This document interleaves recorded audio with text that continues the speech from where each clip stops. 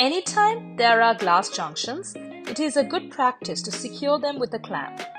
There are commercially available options, but you can make your own. For this tutorial, you will need copper wire and elastic bands. Start by wrapping the female adapter with the copper wire.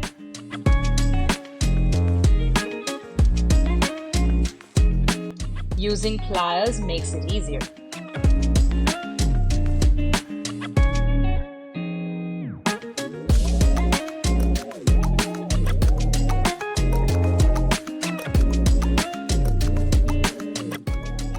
Now, repeat it for the male adapter.